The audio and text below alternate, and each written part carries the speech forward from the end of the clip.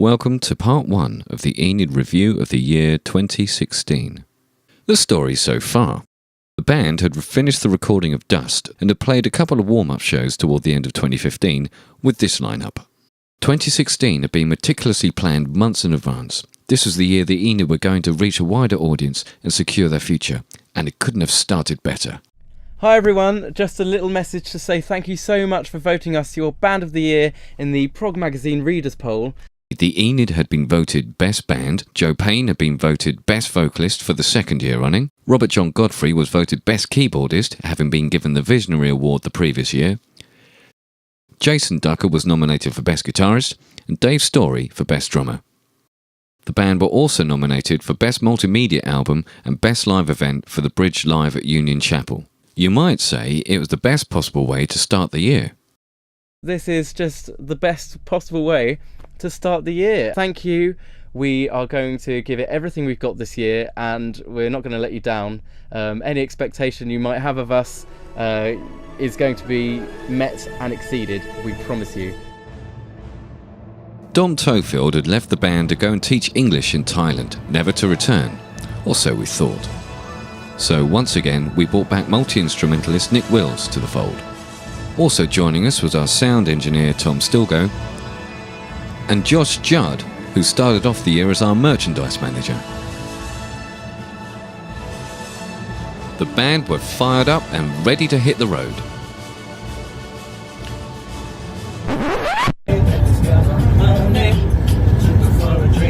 Tuesday, we were making love by Wednesday, then on Thursday and Friday and Saturday we chilled on Sunday.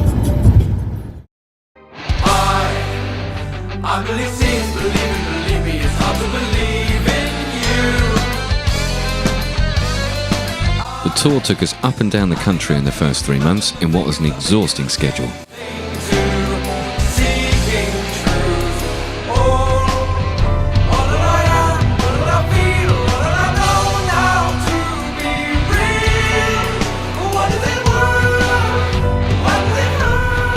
During which time we also made the Someone Shall Rise video, which Joe directed.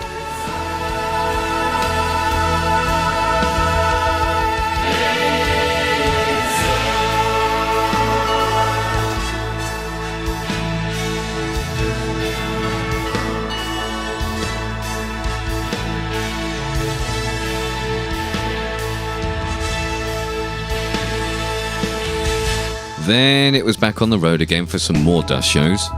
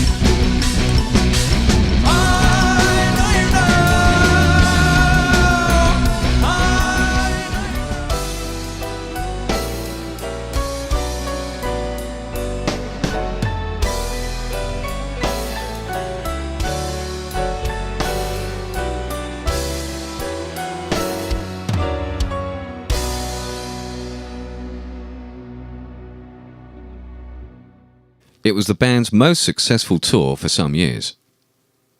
But after 40 years of performing, Robert was beginning to tire of the road.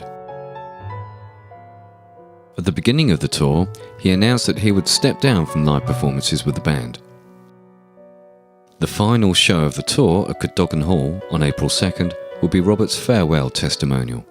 Zach Bullock was being trained to become the new principal keyboardist.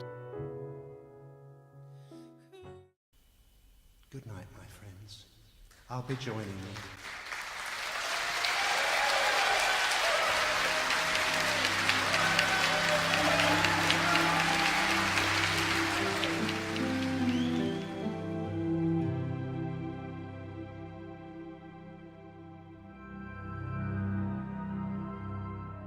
Of course, what we didn't know was that this would be Joe's last show with the band as well.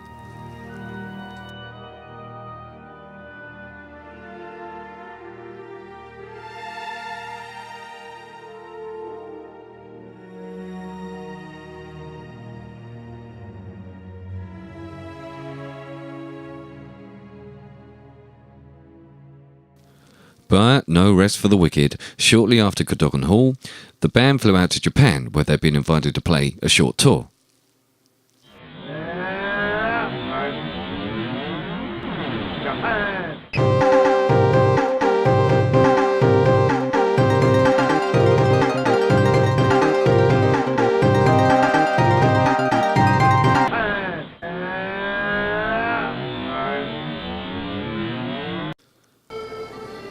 The day after they returned, Robert and Jason went to the band's studio in Netschkau, East Germany, to work on some new material.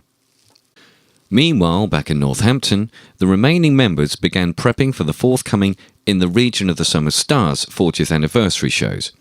With Robert no longer performing, his piano parts were divided amongst Zach, Max and Joe. However, having masterminded the dust store and with no time for a rest before the 40th anniversary shows, Joe's mental health went into decline, and he succumbed to depression and anxiety, rendering him unable to perform.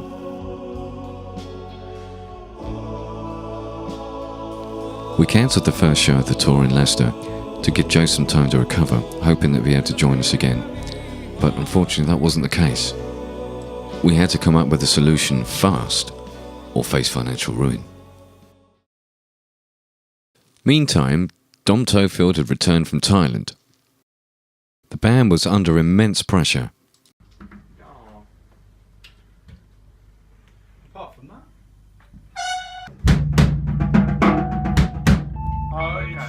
Dom had to learn various instruments that he'd never played before.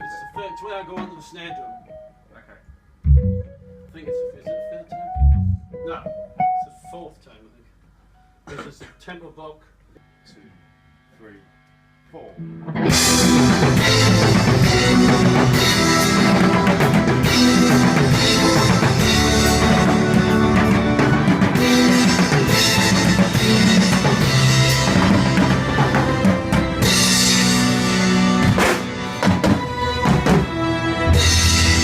For a moment, it looked like we might be in with a chance, and Robert gave us his seal of approval. I haven't been back from Germany very long. Jason and I spent, the last 2 months there, working on music together, and then we came back, and I'd driven all the way from nearly 700 miles non-stop. I was pretty exhausted, and I had a day in bed the next day. The day after that, I got up, and the band were rehearsing. Now, this is the instrumental version of the band, because obviously Joe's poorly, and I was flabbergasted. I really was. It was like going back in time 40 years and seeing a bunch of young guys playing the music that was written then.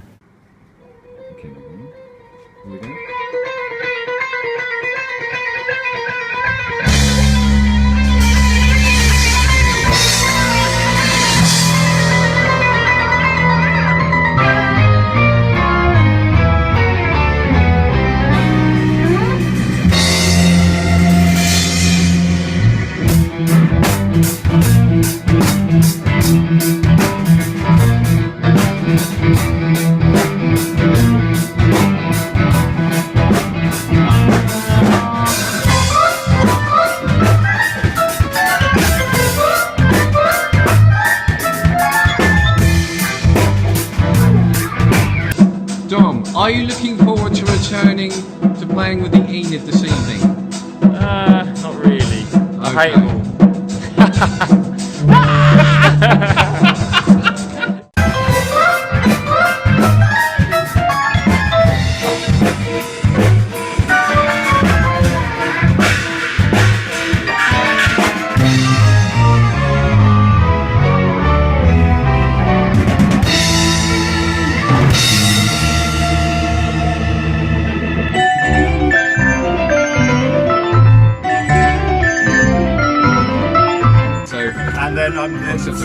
item number 26 was put in at the slight diagonal.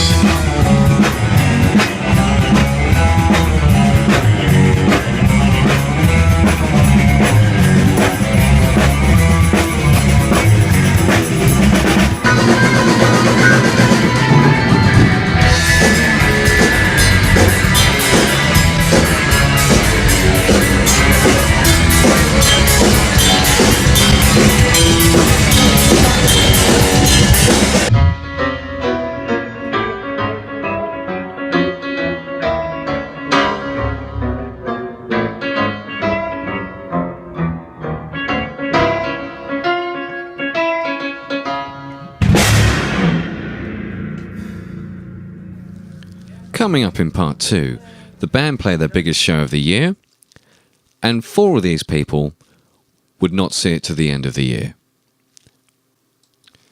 Join me for part 2 of the Enid Review of the Year 2016.